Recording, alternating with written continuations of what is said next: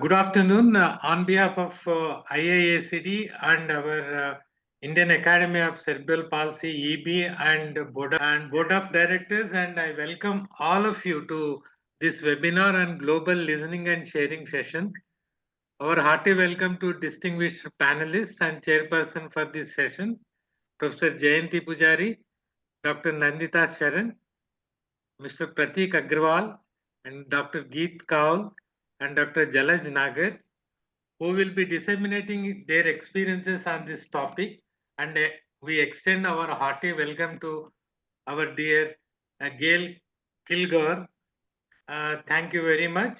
And actually, I want to give a very, very brief introduction about this global listening session. This is a 16th series. I'm very happy to share this today. Around 35 countries are participating in the global listening and sharing session, coinciding with the World Disability Day. This initiative provides a valuable platform for the global community Hey, I want physio from 12:30. I want. And reflect on collective experiences. The program features 24 consecutive hour-long sessions. Today, the whole day, across the globe, all countries are hosting in a different time zones, regional group, and a common theme. With a common theme that is moving to adulthood, navigating and finding support pathways.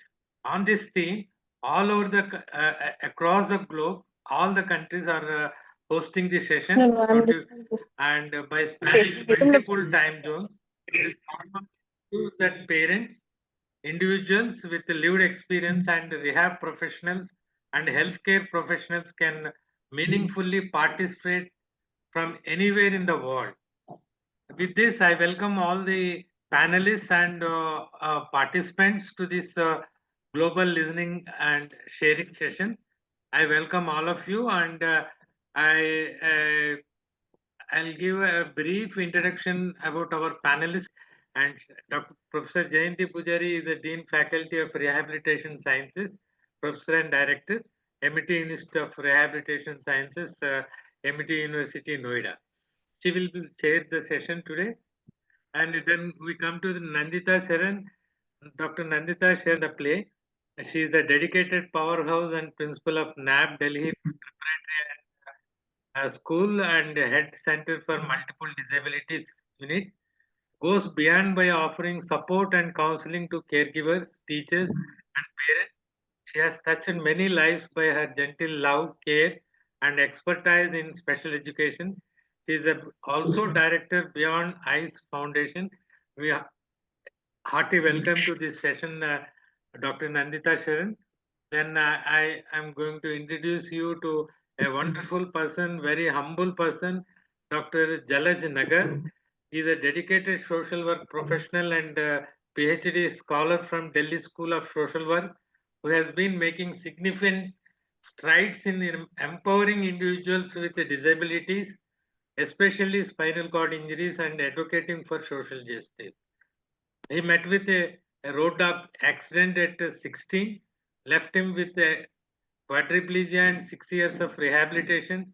He chose education and as his path to independence, turning challenges into strength and purpose. He was also selected for government job in CPWD, but chose to step away to dedicate himself fully to the disability sector. Today, through his research and lived experience, he is working to inspire hope and inclusion for the spinal cord injury community. Welcome, Dr. Jalaj Nagar, to this session. Thank you very much for joining us. Dr. Geeta Kaul, she's an architect by profession. She left that profession and started working as a primary caregiver to her younger daughter. Apurva, 29 years old, adult with a special needs. Apurva functions at the development 1.5 to 2 years old and requires full-time care. Alongside caregiving, Geet provides one-to-one, one-on-one tutoring at home for school-going children who need individualized attention. She completed her diploma in special education, autism spectrum disorder in 2024 and has worked in special education schools and now from home. And as I told you that she is an architect, her background is drawing and visual communication enhances her teaching approach as a visual learning support students comprehension. You Our can keep hearty it for welcome 2 days. to Monday we will this remove. session, Okay? Dr. Yeah. Geeta Kaul. Thank It's you done. very much for joining us. Now we come to Pratik Aggarwal. Pratik Aggarwal is a very young and dynamic person and is an executive director of ASTA, a community-based organization. I request all of you to please mute your mics. Hello. A community-based organization that has been working on disability rights in the urban slums. Hello. Please mute your mics.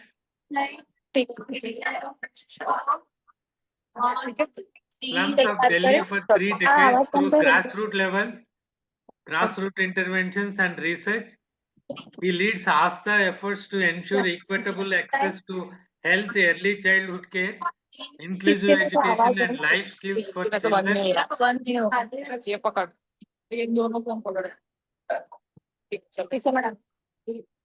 Vinky Ganchani, please mute yourself. Skills for children with disabilities across its 5 community centers.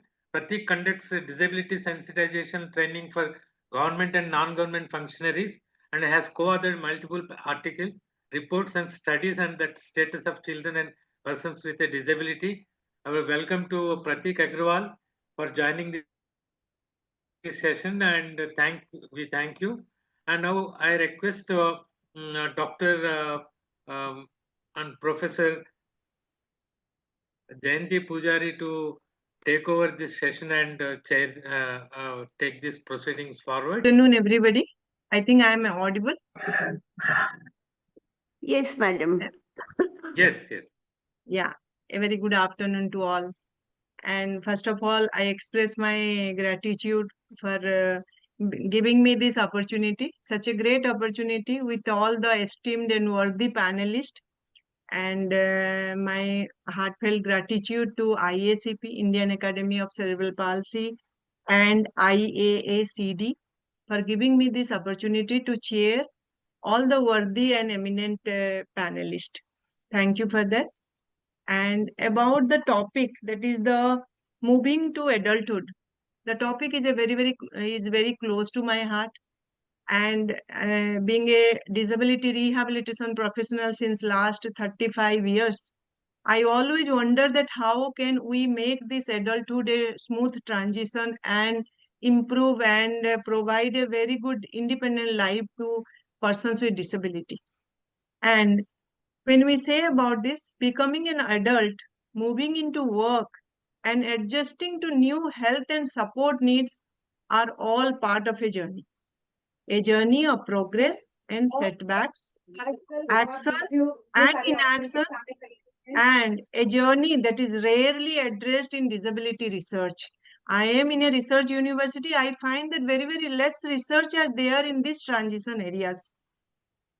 When we talk about all the youth, the transition from adolescence to adulthood is marked by rapid physical, emotional, and cognitive growth. All of us also have undergone all this transition in our life. During this period, adolescents go through rapid changes while also planning for independence and developing their own vision of life as adults. In taking steps towards this transition, most youth rely on the support of their network, including family, friends, school, and the community. But for the adolescents with disabilities, The challenges of transition to adulthood is compounded by impairment in areas such as mobility, communication, learning, access to higher education, employment, independent life, etc. Additional support is therefore warranted to optimize their transition. And with this, I feel that the topic has been very well chosen for this listening session. And when we talk about some of the support needs, skills required, the skills they will need for their life after school, job readiness, self-advocacy, independent living skills, and it also addresses the needs for support in all aspects of their adult life, like social skill, independent living skill, job training, engage in their community, and also the same type of disability never affects different individuals in the same way.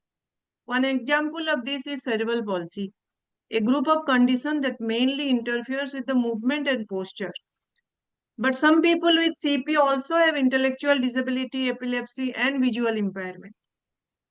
And with this knowledge in mind, the main what I feel that the 7 ways disability can impact everyday life is activity of daily living. Everybody knows that activity of daily living, community and social participation, recreational and physical activities, education, employment, independent living, and community resources.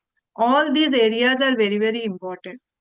And with all this, the impact, impair, and how when they find and navigate support pathways. So here are our esteemed panelists who will be discussing and representing their lived experiences about the topic.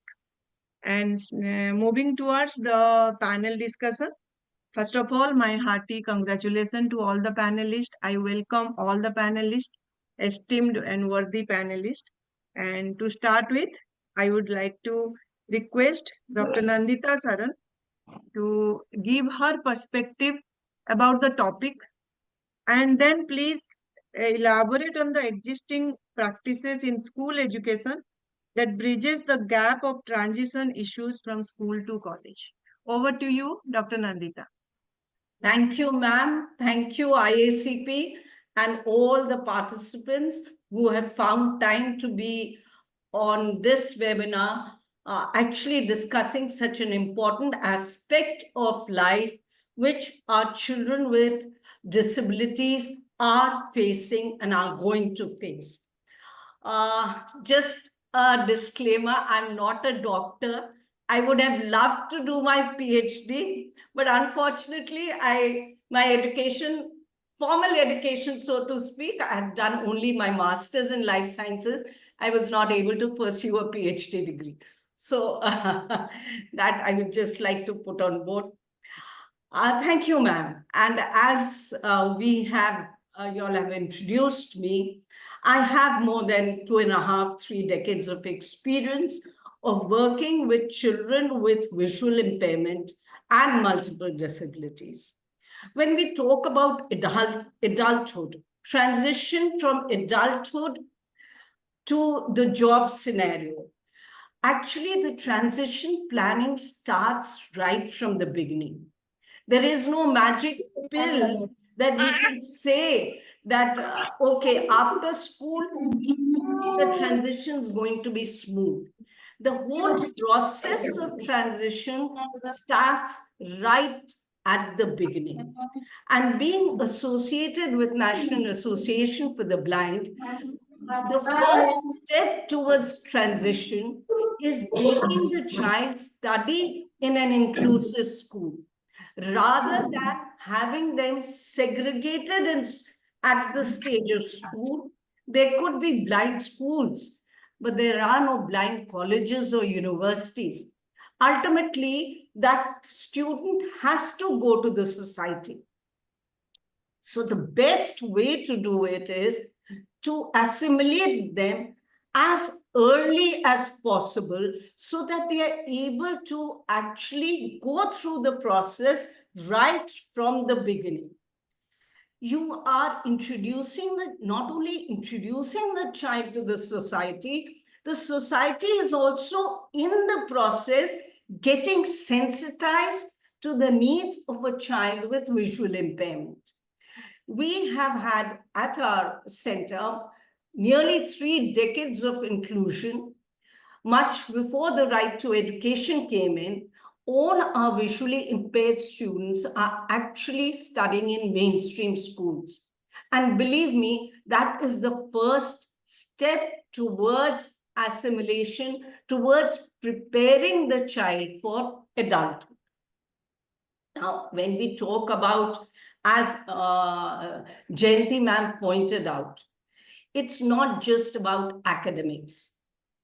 There is a whole plethora of areas which need to be addressed so that the child is actually, there is this seamless assimilation. Now, activities of daily living obviously is one of the most important aspects of transition towards adulthood. We can't, and as I said in the beginning, the whole process of transition starts from the early ages. We don't leave it to the time that, okay, the child, he does not have independent mobility. So what? There is a caretaker who will take him to school, get him back from school. But what happens once he goes to college? You can support maybe till college. What happens when we're looking for independent jobs? So that is how we need to plan.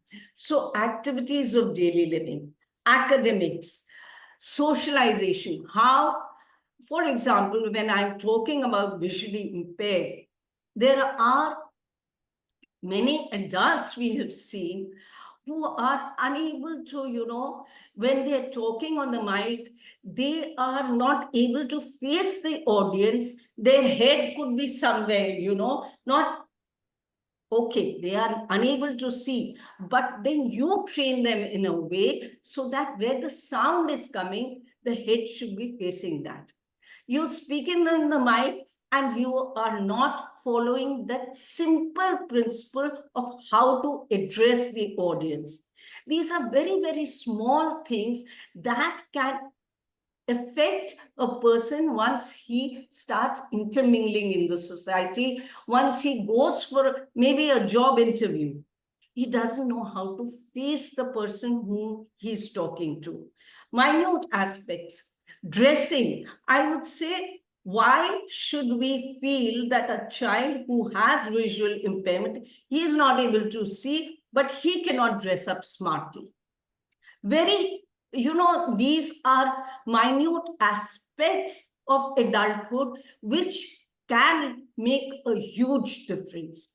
If a child who's able to see, he can say, okay, this is not the color I want, this is not my dress, I have my choice. That same choice should be trained into that visually impaired or person with disability, that your needs are no different from the child who's studying with you. All their needs are similar. They need to go out. It's not that he is not able to see, movies nahi le jayenge. No, that shouldn't happen. Take them to malls, take them to parks, take them for picnics, include them at every step of any household function. That's where actual inclusion and actual preparation of adulthood starts. We've had examples of parents actually not involving their child. And it is a very, I would say, more an urban-centric problem than a problem in the rural households. Rural households are still more open to disability than educated parents who feel that, okay, maybe I am not wanting to share my child with, I'm not prepared to share my child with the others. Believe me, if the parents are strong, they stand up for the rights of the child, the society does accept. And once you are there, The parents, the siblings are the best advocates for their child. If they advocate for their child's rights, that's how the child or the adult also learns to advocate for his or her own rights. And these are very small aspects which are very doable. It doesn't need any rocket science, any hi-fi technology. It's just a mindset that one needs to imbibe, a culture that one needs to imbibe as a professional and as a parent.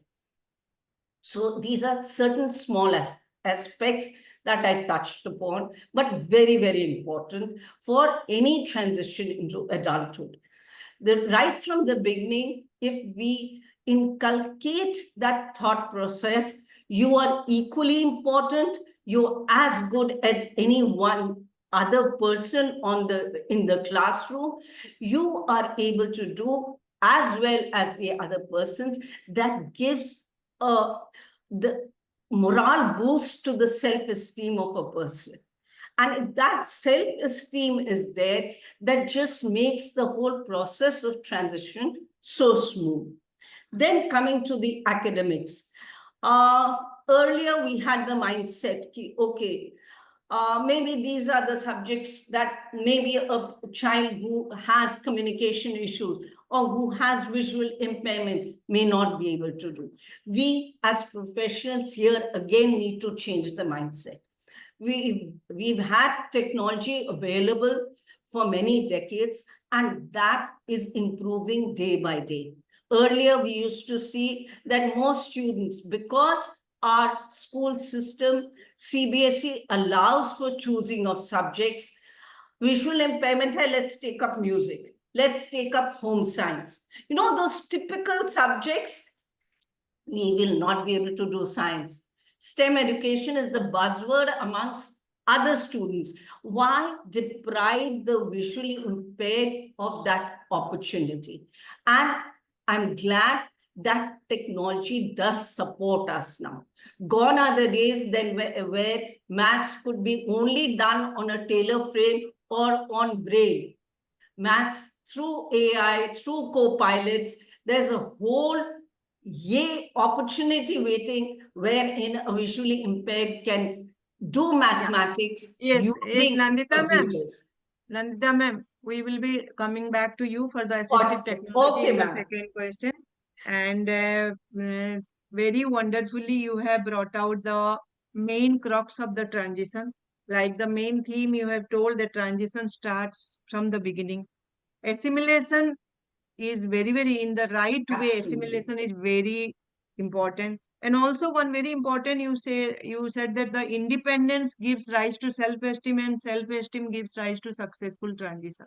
Thank you so much for this. Most welcome. And I will come back to you for the assistive technology because I know NAB is a pioneer in assistive technology for persons with a disability. And now I move to our next panelist, Mr. Jalaj Nagar. Good afternoon, Jalaj ji. I think you are here. Good afternoon, ma'am. Yeah. So first, I would request you to give your perspective on the topic of the panel discussion, moving to adulthood, finding and navigating support pathways, and then please you can like shed light on little what are the misconception about adulthood, independence and capabilities that society holds towards persons with disability. Over to you, Jalaj. Firstly, I would like to thank all the organizers having me here. So, if I talk about my perspective, I had a spinal cord injury at age of 16. May I request to switch on your video, Jalaji? We are not able to see you. Ma'am, actually, it is not possible because the phone is not near me. Okay.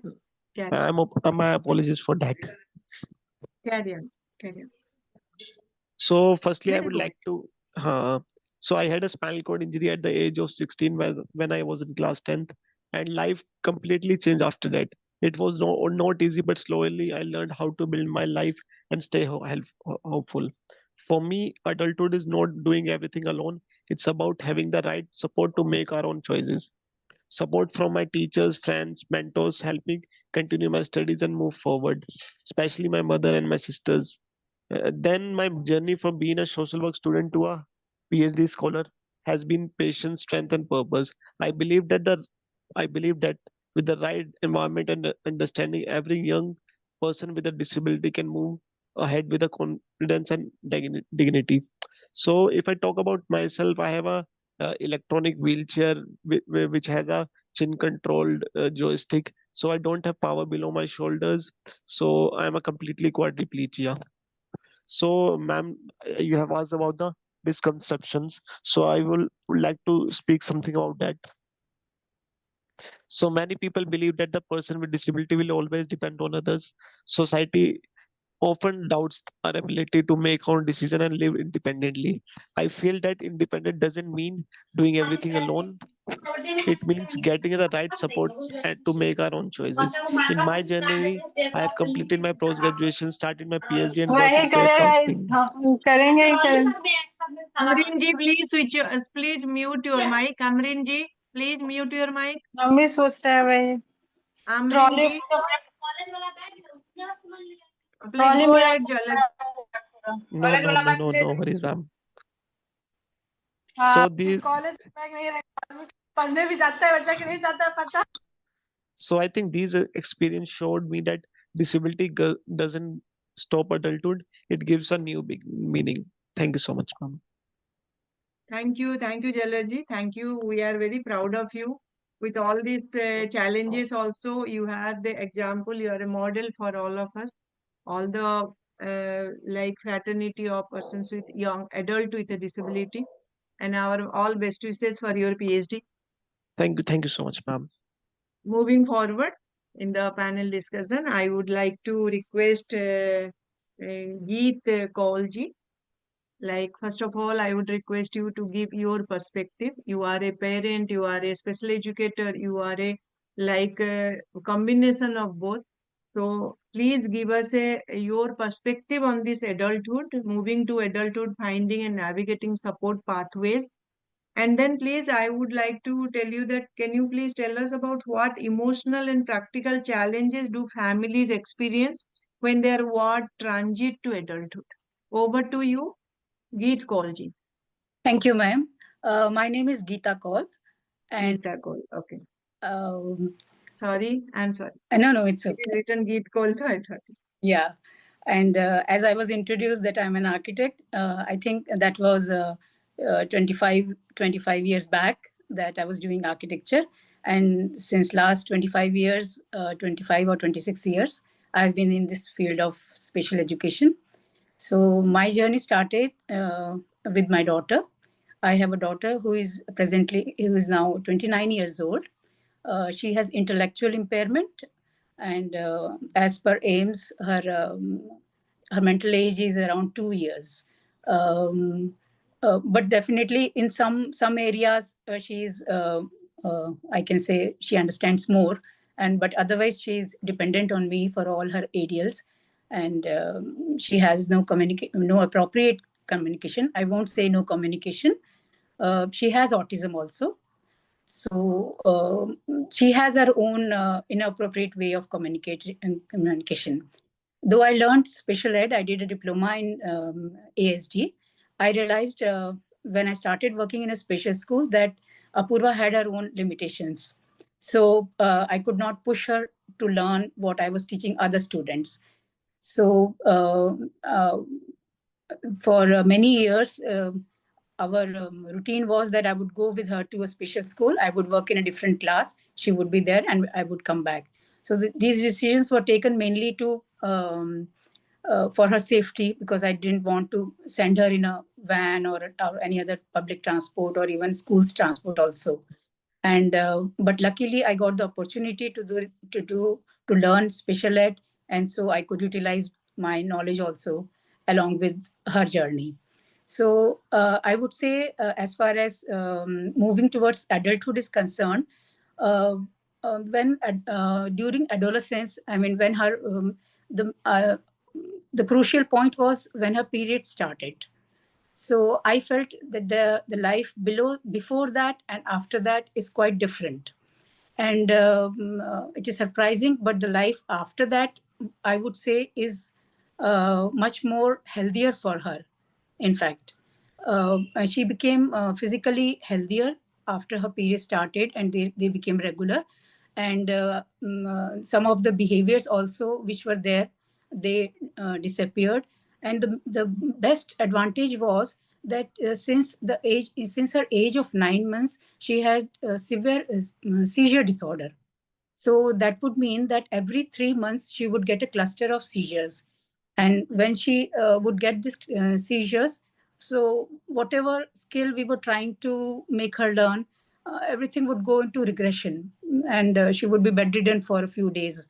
So, like, there was no, as such, development in her as far as the skills are concerned.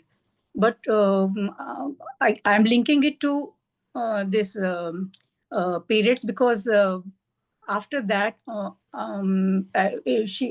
that is when she was around 14 and 15 years of age, we realized that her seizures started decreasing, and then they stopped around when she was 15, 16 years of age. They stopped completely. So that was a big change for her and for our family also. So, and as the seizures stopped, there was a little improvement in her adolescence. But definitely there were challenges, because of autism, she had sensory issues, mainly sensory issues with touch, with clothing. So, and in autism, it's difficult to teach children the social norms, what is right and what is wrong. So it was difficult for me to make her understand that pulling off her clothes in public is not the right thing to do, or pulling up her shirt is not the right thing to do. So as a child, somehow it was managed, but as she became older, in her adulthood, it became very tough. So, in spite of the occupational therapy, the sensory integration therapy that she was getting, this behavior did not go. Especially in summers, we felt that it was a big issue. So we came up with, because as a mother, I was trying different things, what all I can do. So I came up with this idea of making her wear a jumpsuit. Jumpsuit is a one-piece dress, and that also, in jumpsuit also, I had to look for the pattern that she would not pull it off. If it is strappy, she will pull it off like this and this. So the design should be such that if it has a zipper from the behind.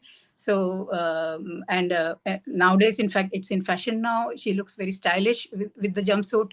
So, like, though it was a huge challenge, I felt that making this little adaptation, she looks good in that dress. And another problem that I was facing was when actually, there were more problems in adolescence. And as we faced the challenges, we tried to find solutions. And by the time she became an adult, she became 22, 23, there was a set pattern of solutions that we had for her. So, in fact, I would say it was the adolescence that taught me also how we will take care of her in adulthood. So, like this modification in clothing, and she had a sleep disorder also. So for many nights, she would not sleep till 3 or 4 in the morning. That affected my sleep also, and I always thought that my sleep was affected due to her. But this notion changed when we moved to a new flat. We bought a new flat, and there she had a separate room for herself. Before that, we used to be in the same room. So actually, my experience is very specific. I'm talking specifically to my child's this thing. Otherwise, with my students in my special schools, the experiences with adulthood was different. So, but I thought that sharing this is also important. So when we went to a new flat, she got a separate room. And from the very first day, we made her sleep there. And I realized that she was sleeping very nicely. So, in fact, it was not that she was disturbing me, it was that my presence was a disturbance for her in her sleep, maybe. So now, since her room is attached to my room, so when she gets up, I have to get up 3-4 times during the night and take her to the washroom. But still, she's able to get a full night's sleep, and sometimes not so good. And the same with me also.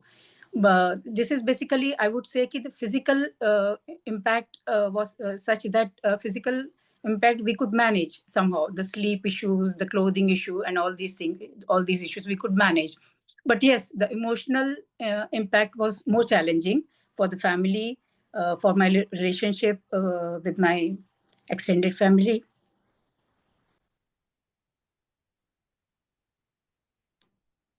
Yes, yes, yes. We really appreciate you, Geeta ji.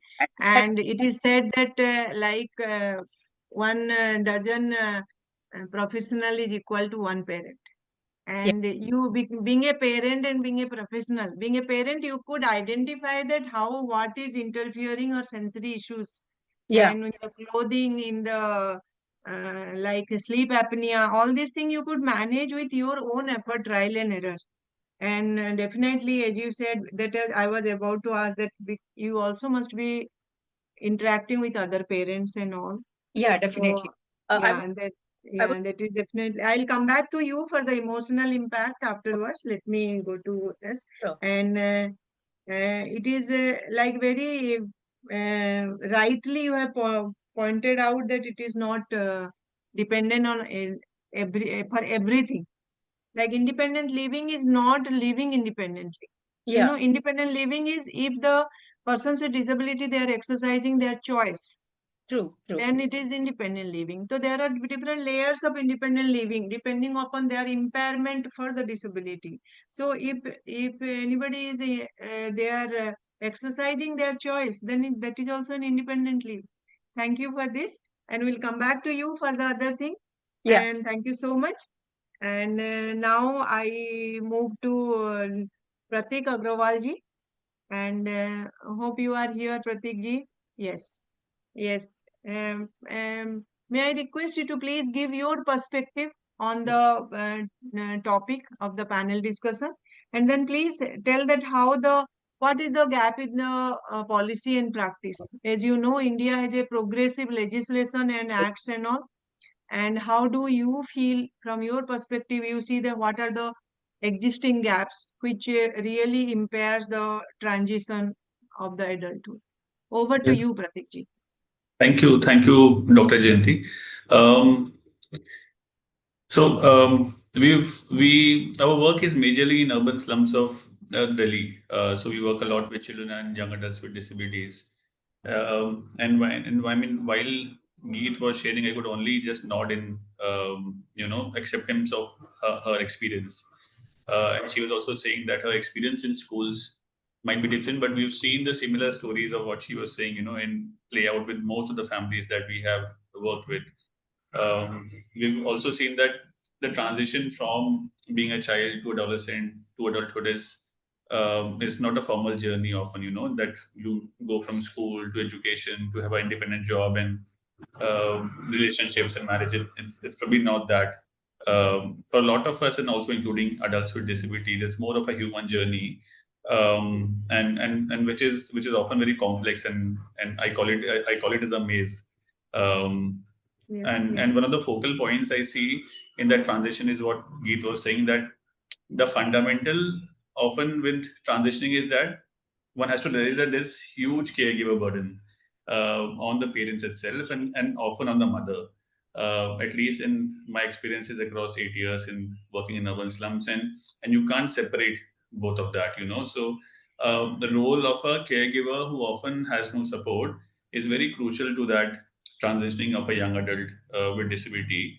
And she also is constantly trying to learn and adapt and see what can be possible, and she is doing it often with very little support from various quarters, be it from relatives, be it from friends, be it from the government systems. I mean, there are policies, but often in these marginalized communities, you feel that there's very little support. And in our experiences, that she was also she was also sharing about the jump. So we've seen that, and the law also says that you move towards reasonable accommodation. the adaptations of clothing and independent living really works well in those resource constrained settings, and when parents learn and they become those experts. So yeah, I mean, I think I would just want to say that the caregiver burden, the reasonable accommodation, and the context of where you are often, become instrumental in how a young adult with disability is transitioning to the so-called adulthood. And I mean, one of the crucial things that we've also seen that, I mean, even when I was growing up or when we were all were growing up, as a teenager, you feel that you'll have agency when you'll turn that monumental age of 18 or 19, that the agency will come to you, which doesn't ever come for disabled kids, for adults, because and even in our journey, in spite of being here for 32 years, I mean, as an organization, we continue to call adults with disabilities as children. So the infanticization of all adults with disabilities and keep on calling them children. I think the agency to adulthood is becomes a gross challenge. But so these are just some of the context I would want to place, and then just quickly of the question that you asked, I think we've one of the strongest policies in place, Dr. Jayanti. I mean, we all know the RPWD is great, follow the CRPD principles. We have had Samagra Shiksha Abhiyan. We have now the UDID system, which is constantly evolving, and the skill development centers. I think the problem is, which we all of us know, that there's often very little information with families. So just as an example, I mean, so something like UDID card, because we work a lot in communities, and I'm here to give that context. Something like to how to make the UDID card of an adult with disabilities, of a young adult with disability, the person themselves don't know. So moving to adulthood also means the agency that a 17-year-old should be able to figure out how to get them the basic entitlements, and should not be dependent on a Pratik or a Astha or a different NGO. But that's what the situation is on ground. So I think that becomes very crucial, that the person should at least know how, and that is a responsibility for all of us and the government and the state to give them that agency that they should apply for their certifications. And the other big thing is that, so enrollment, we've seen that access to education also becomes a challenge, as what Nandita ma'am was also saying. So starting from early intervention to inclusive education, even if a child or young adult goes to school, what happens after 8, 9, 10th and 11, 12, how does one make the transition plan? So the reality often in our government schools is that, and the teachers also say that the child is not up to that quote unquote level, that the 15-year-old is not to the academic level. They use the word level to that of all the non-disabled kids. But then how do you make a transition plan? Eventually, the child or the young adult will move out of the school, regardless if you fail or pass, and they have to go into the mainstream life. So how do you work out a transition plan? I think that's also very crucial. So the policies are there, Dr. Jain. The RPWD is there, the Samagra Shiksha is there, schemes and entitlement system is there. How does at that age of 15, 16, 17, and 18, the schools work out a transition plan regardless of the so-called level of that child, and ensure that they move to as independent as possible. As Geeta was also saying, that in that flat, the adult moved towards independence, at least in some of the patterns. So how does that happen in a school, and how does the school take that responsibility for that ownership, and also lessen the burden on the parents a bit, and work in partnership at least. So I'll close here, and will contribute. Okay. Thank you so much. And Pratik, like you have very you have brought out the issue of the caregiver in the transition. That is a very important issue. Like in my experience also, I have seen the parent support goes long way. And with the parent support and caregiver support, the students of any different challenges, they really come up to the higher education and they hold a employment. And at the same time, if there is no support, family support and parent support, though policies are there, though school is ready to take, but parent has to take this little accountability. And that is really a hurdles in our day-to-day life and in Indian situation. And many times we have also seen I'm in the higher education, I have seen there are, it is an inclusive university, many are inclusive universities, but it is only academic qualification is not enough. the behavioral skill, the socio-emotional skill, that is also very important, which they will learn from the community, parent, and social systems. And you have very well brought out the challenges of UDID card. That is, it is a really Herculean task for most of the parents. And also access to education level, like though the policy is existing, that there are education, no rejection policy and all, but still it is in school, colleges, and postgraduate level, it is very difficult for them to access the education. And in the similar way, now I would like to come to Nandita ji, that you please tell us about the assistive technology, how it can help in higher education.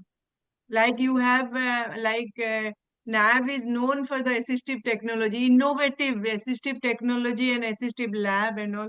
Can you please bring out that how the persons with disability, how this assistive technology will facilitate them to access their adulthood and higher education? Over to you, Nandita. Thank you, ma'am. Just a quick when we talk about social interaction and mingling with the society, right from childhood to young adult to adult, these days the best thing is get children to, young adults, not children, I would say, give them that groups in schools, in colleges, in your society. Let them intermingle right from a very young age.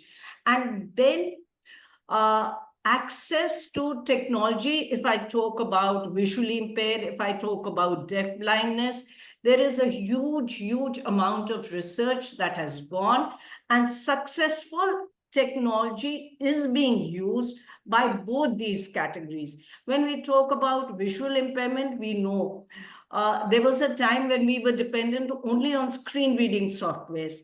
Today, the year of smartphones, each smartphone is made accessible. You have the talk me back option. You needn't load a software separately. You have the talk me back option, which facilitates a visually impaired person to access all the apps.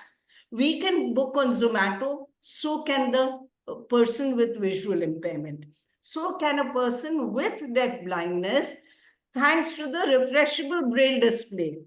Earlier, I remember it was PackMate, which was priced at 2 lakhs.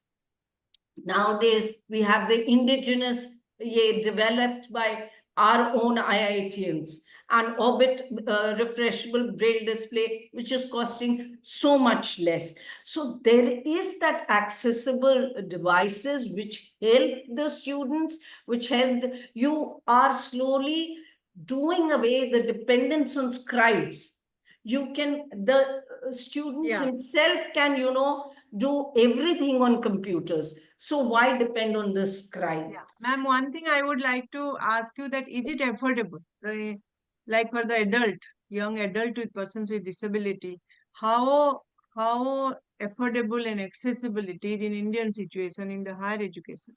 Just a sentence, Yes, because I will go cost to factor. But ma'am, if we talk about, you needn't depend on computers these days. If you have the smartphone with you, that smartphone makes a whole lot of difference, where everything is accessible, right from social media to, your apps, to your navigation, everything is there.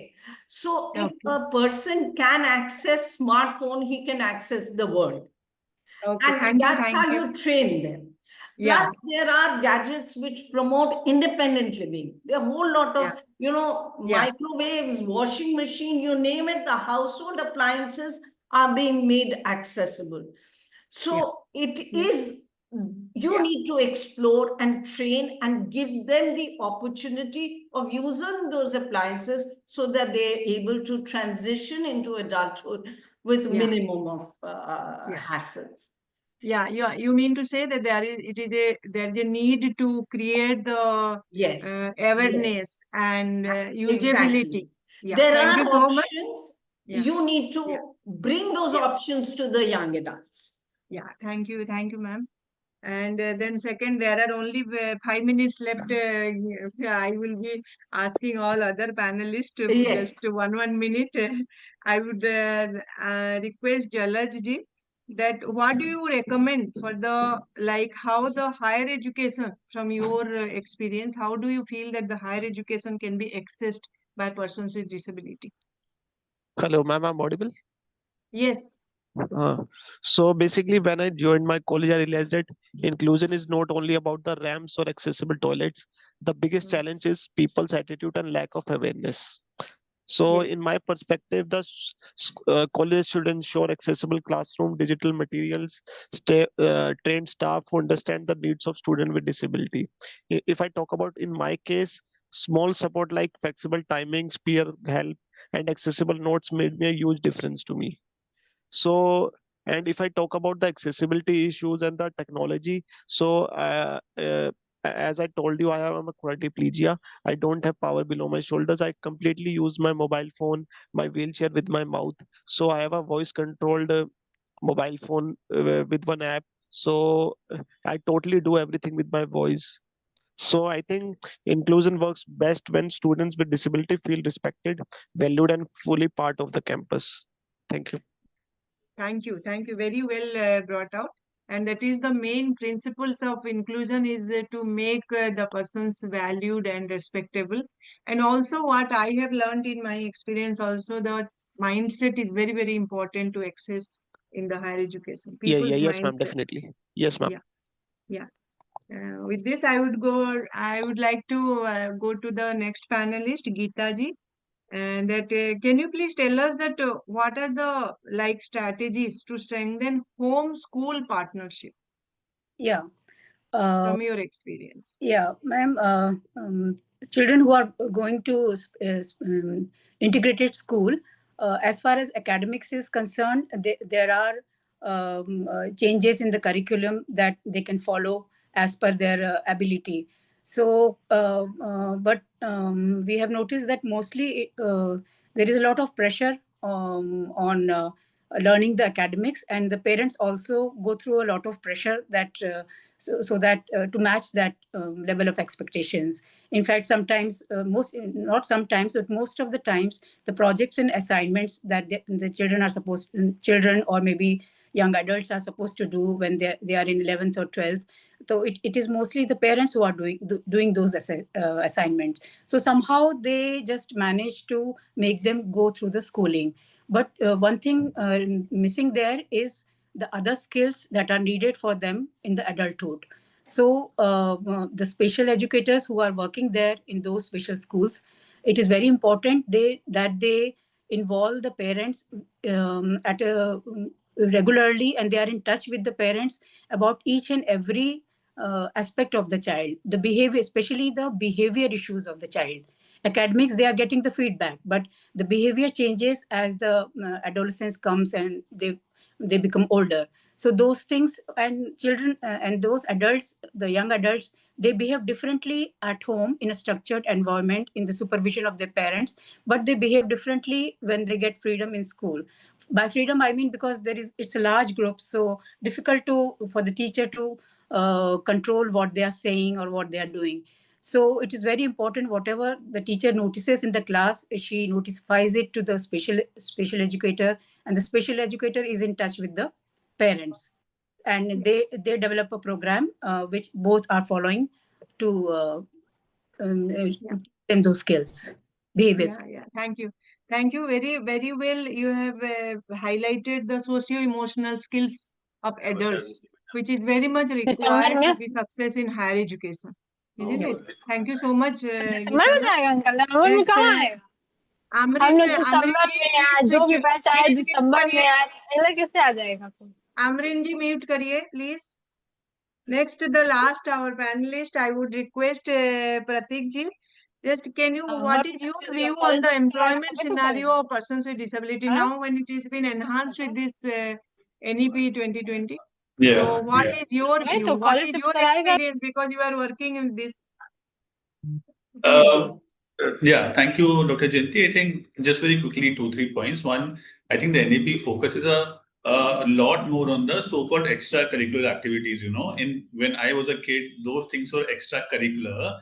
Those are the mainstream now. So I think arts, music, sports, everything that was so-called extracurricular during 15 years ago when I was 12-year-old is a mainstream career as well as independent living opportunity for young adults with disabilities. So I think we should not forget that. And for young adults with disabilities as well. So when we speak about accessibility, it's not just about access to a classroom. It's also about access to a midday meal. It's also about access to a sport. So I think that's one. When we think about accessibility, we will think about various other things in terms of employment. The second important point, Dr. Jayanti, very quickly is that I think, as Nandita ma'am was also saying, we need to move beyond the traditional idea of employment for adults with disabilities. No, I mean, for how many centuries we will continue to do diya making with kids with intellectual disabilities? So I think technology is there. And also families of people with disabilities, as Geeta is saying and others would agree, they also worry about freedom, dignity, and independence of adults with disabilities, not just as traditional linear career paths in those traditional outside. So I think we need to marry technology, move beyond the envelope making and diya making for at least employment which gets created in a sector and not from the government. And I think just the last point is that we also, wherever we have worked in community-based spaces, we've always seen that often the career paths and the context of the young adult is often just divorced. They're completely divergent. So sometimes the cultural context of where the young adult is coming from is also very, very important. They might come from a geography which has a geography expertise in a certain thematic area, but that needs to be bottoms up approach. So I think the family, the adult, and the community need to take a decision on where the expertise will go to. Some of those elements have worked well for us when we worked in urban slums in a city like Delhi, and hence just sharing our experiences. I know the time is less, so I'll close. Yeah. Thank you. Thank you so much. And with this, we have come to the conclusion of this panel discussion. To summarize within half a minute, I would like to just to deliberate that this is a very excellent. Thank you for all the panelists. An excellent deliberation by all the panelists. Main theme we have brought out with this panel discussion is transitions to start from the beginning, and socio-emotional skills are very important for the success in transition to adulthood. And there are reasonable accommodation and the role of caregiver also have been highlighted, and the right support from the family and community will go long way for the transition to adult by persons with disability. Thank you so much. And I conclude. Over to you, President IACP.